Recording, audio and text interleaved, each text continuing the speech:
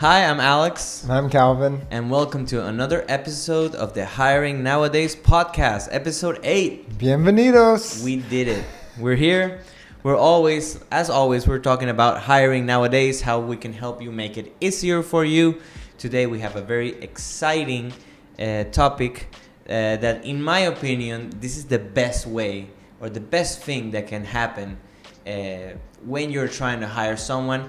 And today we're going to be talking about the role of referrals in hiring and recruitment. It's always nice when someone you know, someone you can vouch for, gives you a good hiring recommendation. Yeah. And we make a living out of it. A lot of people come to us looking for talent, and we're always happy to refer people from our network because we know they are good candidates. And usually the clients that come to us are also cool people. So for us, it's a win-win situation. We get to introduce cool people to cool people, and you just see it grow, What would you say your experience with referrals is? I mean, I love it. I think our entire company was built on referrals. Yeah, and for sure. our company as it stands essentially makes a living off of referring candidates. Yeah, we do the process of sourcing, but we only technically refer candidates that we've sourced, we've interviewed, and we've created profiles for, and we find that they're the right interest for. And that's how we made our living.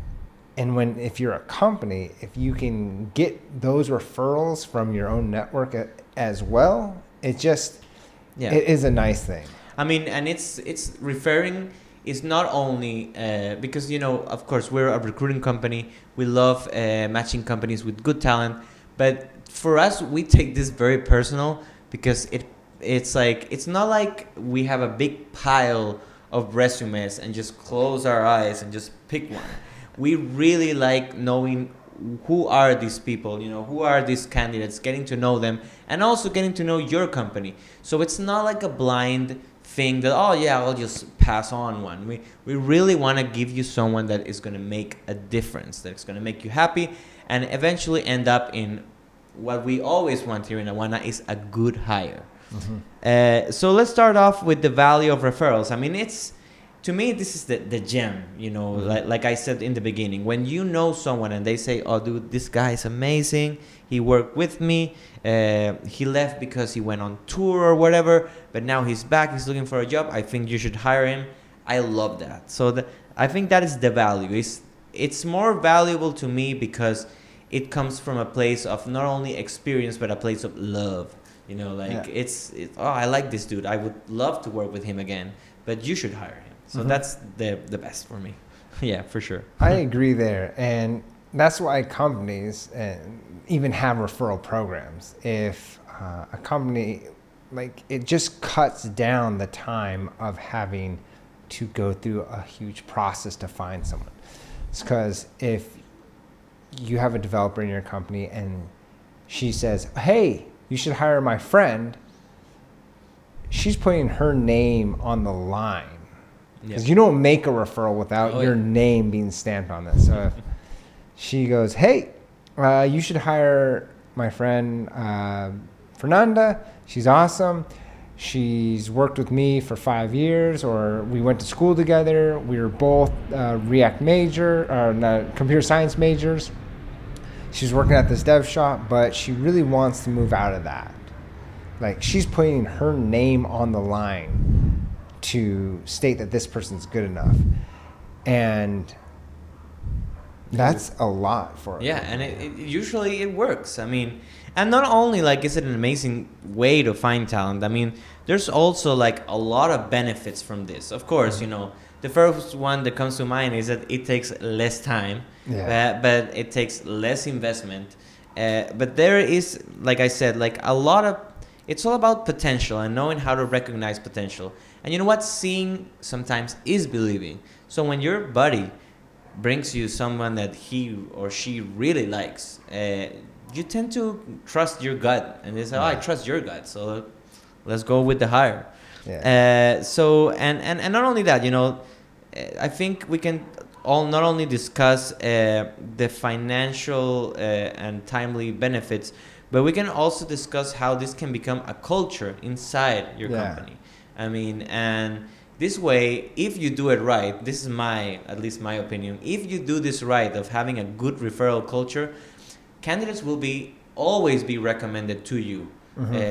Because not only are you a good company, but like you will be viewed as a place where people go to grow. It's not like never be like a bad job. Oh, this company is good. I'll send my friend to work there, and that's cool. You know, you won't need us. You know, you won't need us if you do that right. But yeah, I love that. I mean, it's cool. Yeah. Yeah, if you have if you build this system for referrals within your company, because typically people know people, like people hang out or know networks that are similar to themselves. Like Alex, you know other musicians. You're not the only musician you know of. Yeah, no. Exactly. I know other entrepreneurs. Like, if I were to suggest an entrepreneur to someone, I'd be like, depending on what they're asking for, I would say this. If I needed a bass player, you would say, oh, I know a guy or a girl, right? So, and that means something, because if I'm asking Alex for a referral to somebody, he's not going to say, oh, I'm going to pick the worst person for me. He's going to try to, because I hope he thinks I'm a good person and he likes me, so he'll choose someone that he wants to see you succeed. Yeah. He's like, what if I was like wanting to learn bass or something? He's like, okay, I'm going to suggest this person that's going to, that I think is a really good teacher, that's good at bass, and it's going to help you succeed. And one thing that you said really important is it's not just the tech skills, right? Or whatever the hard skills, right? If this person has a soft skill, because now I'm not only vouching that this person's a good developer or whoever, because I said, like right when I used that bass player example, I need a good teacher. Not just someone that knows bass, like someone that's just going to sit in the corner and play it the whole time. I need someone that's going to teach me. And then you know who I am as a person. You're like, okay, well, this person's a little too strict for Calvin. I don't think that's going to do well. I'm going to do and that's important, because if you're going to make this referral and you want to create this referral system within your company, like that person wants to also know, okay, hey, this company they're no nonsense, or they're kind of lax. They need this type of person. Okay, who in my friend network is like this that I would like to suggest? Yeah. A possibility to create a situation that works, you know, like make two people meet and it works. I mean, it's especially, I was going to say a strict bass player. I don't know any. I don't know any strict bass players.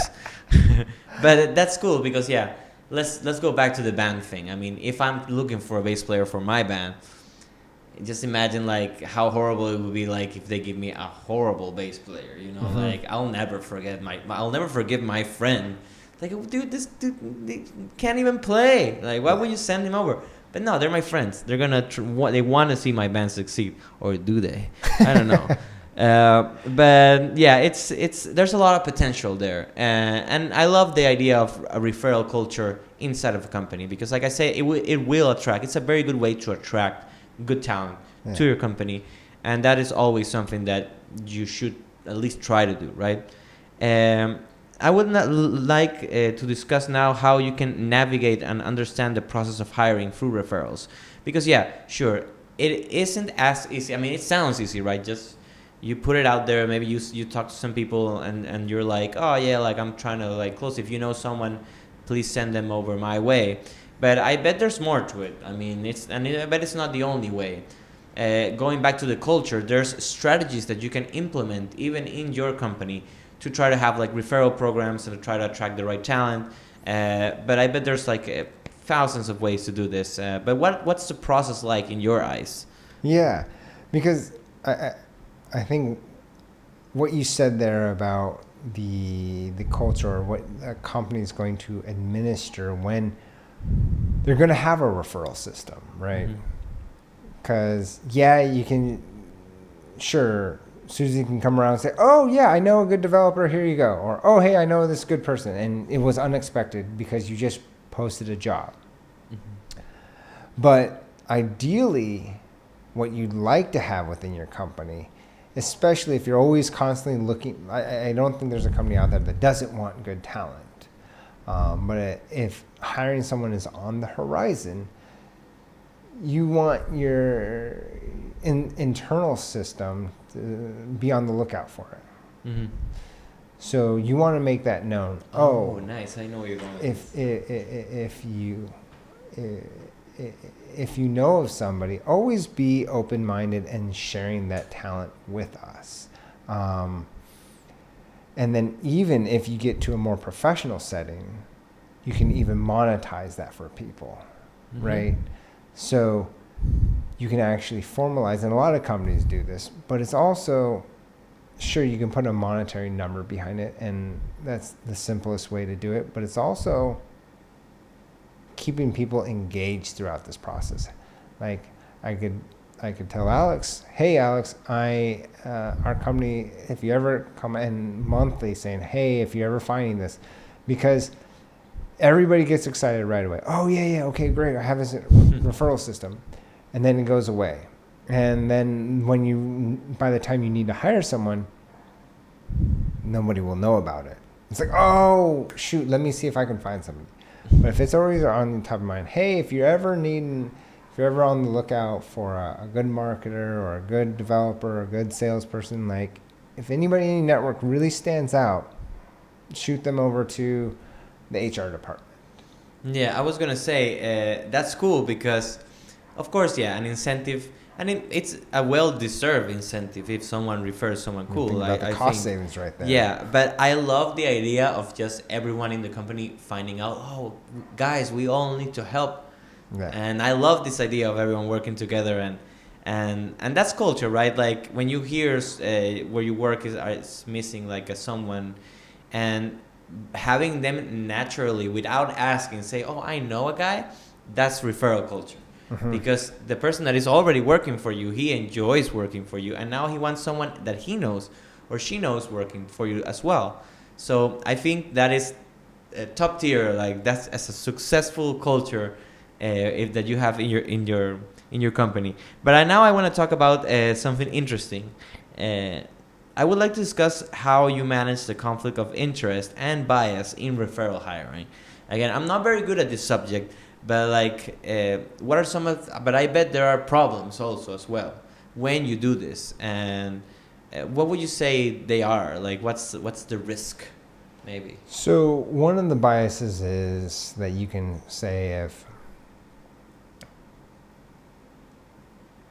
if the person that's going to refer the risk you run sometimes is the person that they're going to refer is a person very similar to themselves.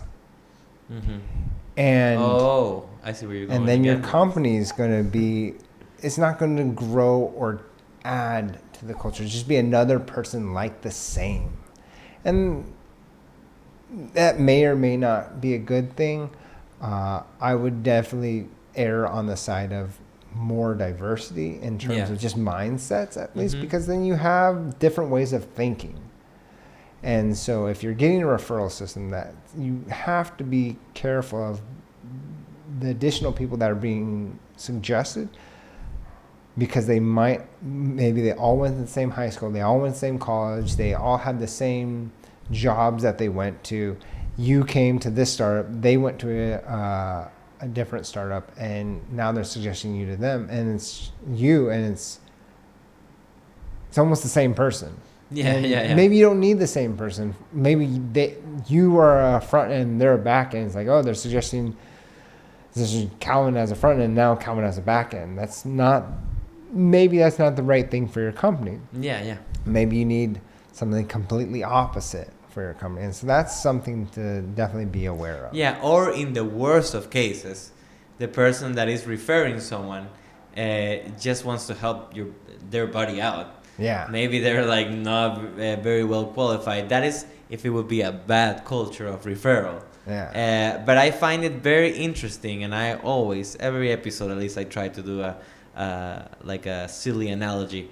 But when you said that of hiring the same person, I never thought of that actually. Like if the same person is always referring candidates, maybe they are what in their mind is what your company needs, and it's not a group effort.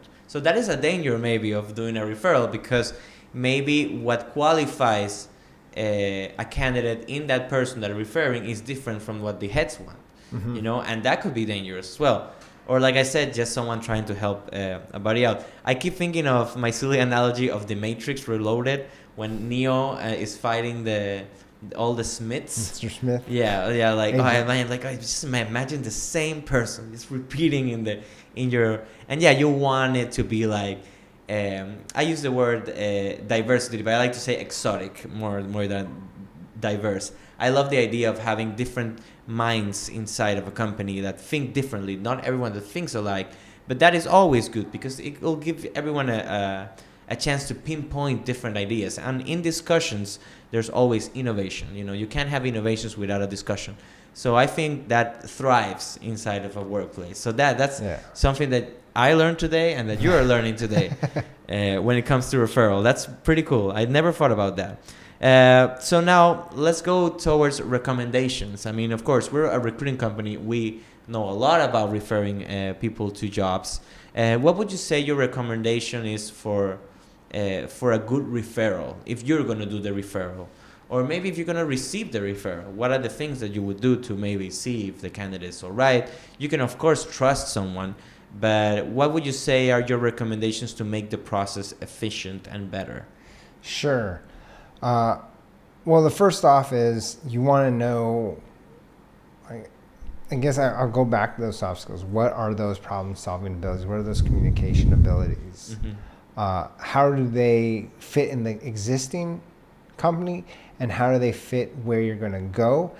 And how do they fit in the value system that you have? Like, if you can put the value system to those things, then when the person gets referred, it's not it's a statistical analysis of whether this person should even be considered for an interview. That way you're not like hurting feelings like, oh, you want so-and-so to be submitted. Well, submit them and fill this information out. Because if this person, they're going to put their neck on the line for this, they should also put in some of the work for this. Like, okay, oh yeah, this person has this much experience. This is this person's resume. There's this LinkedIn. I've talked to them. They're interested.